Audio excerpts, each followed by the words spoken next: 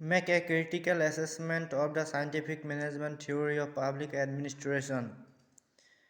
Introduction. It has been mentioned that there are a number of theories of organization. One of the important theories of organization is the scientific management theory. The first coherent theory of organization is referred to scientific management theory, which came to be formulated in the beginning of the 20th century. Objectives of the theory. One number. To meet the challenges of industrial revolution, the first objective of the SMT was to meet two challenges of industrial revolution, as this revolution itself instead various obstacles to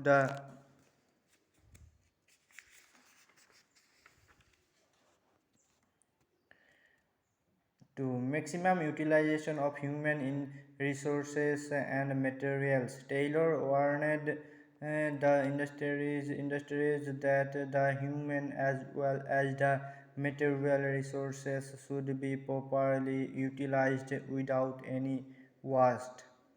Theory number two, promote efficiency and economy. To run the administration efficiently, the industries needed efficient, skilled laborers producing attractive outputs.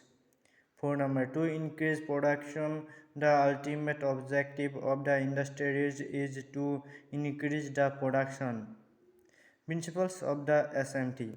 The basic principles of this theory were as follows. One number standardization of work methods. The first principles of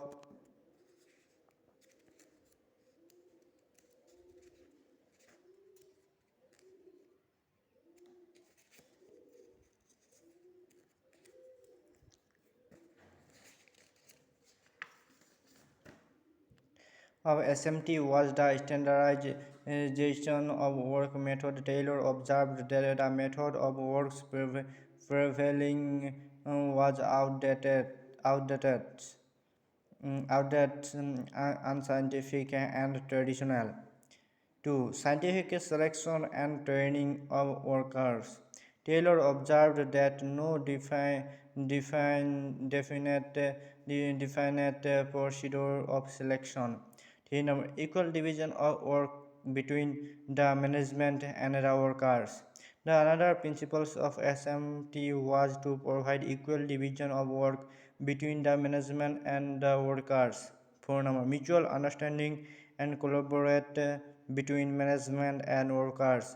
Management should heartily cooperate with the workers so as to ensure all the works being done in accordance with the principles of the science which has been developed. Criticism. No theory of organization is above criticism. This theory is also not exception in this regard. The important criticism of this theory are as follows. On Taylor, SMT was mainly concerned with organizational efficiency and interpreted only in mechanistic terms. 2. This theory oversimplified the workers' motivation. 3. The theory is also called the physiological organization the theory. It is concerned with only the range of human behavior which relates to production. Conclusion. Although this theory has been criticized, yet it is having its own relevance. It grades